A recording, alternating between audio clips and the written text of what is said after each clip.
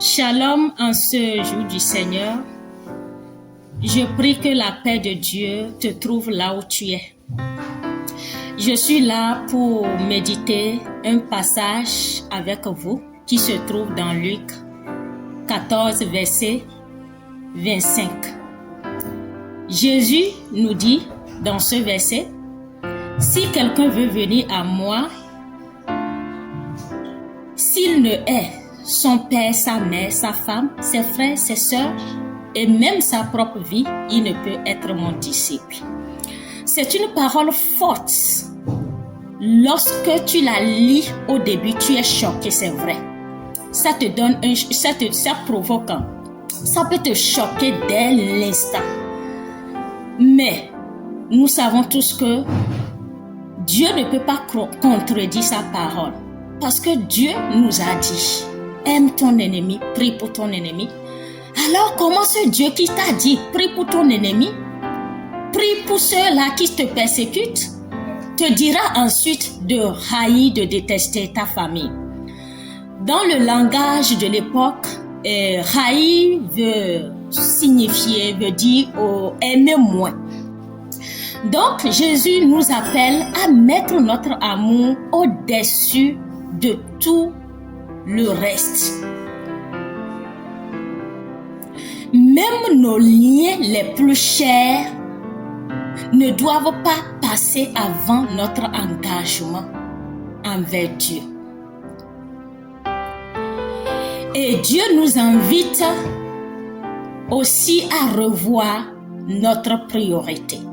Dieu nous invite à travers ce passage à revoir nos priorités, à revoir nos choix, à revoir nos décisions.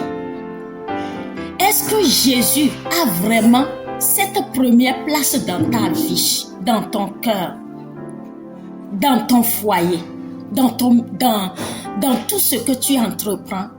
Est-ce que tu mets Dieu au centre de toutes choses? Est-ce que tu reconnais la souveraineté de Dieu?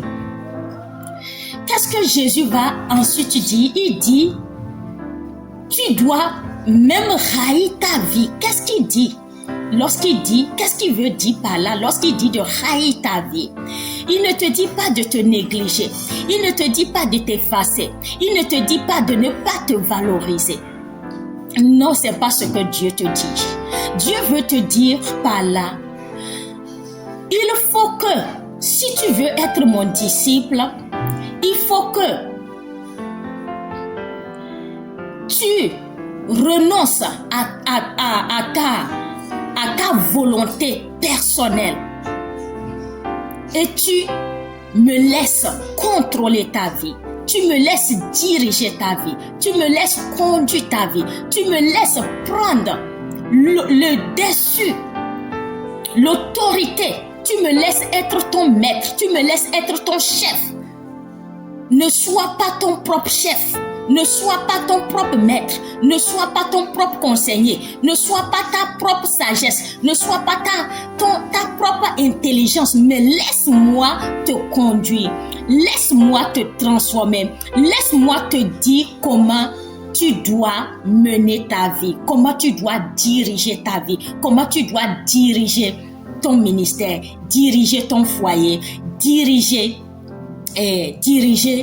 ton foyer. C'est ce que Dieu veut te faire comprendre par là. En te disant, même ta propre vie, tu dois la haïr. Alors Dieu ne nous dit pas dans ce verset de détester notre famille, de mépriser ta famille. Non, c'est pas ce que Jésus te dit. Parce que Jésus ne peut pas dire de telles choses. Il ne peut pas contredire sa parole. Parce que Dieu nous a toujours exhortés. Il nous a toujours invités. Il a prié pour nos ennemis, à aimer nos prochains comme nous-mêmes, à pardonner, à aimer. Même sa parole nous dit qu'il fait lever son soleil sur les bons et sur les méchants. Mais si le Dieu qui fait lever son soleil sur les bons, sur les méchants, comment peut-il te dire de détester ta famille? Ta famille qui est tout pour toi, ta famille qui est important pour toi. Mais Jésus veut te faire comprendre, il ne faut pas aimer ton père plus que moi. Il ne faut pas aimer faut pas obéir à ton père plus que moi. Il faut pas obéir à ta femme plus que moi. Il faut pas obéir à tes frères, à ta soeur plus que moi. Il faut pas être orgueilleux. Il faut pas être le chef de toi-même, le maître de toi-même. C'est ce que Jésus voulait nous faire comprendre à travers ce passage. Moi-même, lorsque j'ai lu ce passage, vraiment, j'étais un peu surprise, mais à la fin, j'ai compris que ce que Dieu voulait dire par ce message. Et je prie que le Seigneur qui t'a parlé de nous révéler sa vérité. Et pour conclure, Dieu ne te condamne pas. Quand Dieu parle, ce n'est pas pour condamner. Quand Dieu parle, c'est pour délivrer. Quand Dieu parle, c'est pour agir dans ta vie. Et il veut agir dans ta vie, mais il veut que tu lui donnes cette première place.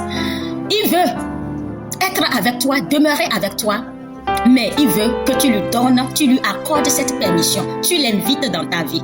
Et Dieu ne cherche pas la longueur de nos prières. Lorsque nous venons dans sa présence, il ne cherche pas la longueur de nos prières, mais il cherche un cœur amoureux, un cœur assoiffé, un cœur, surtout un cœur sincère, un cœur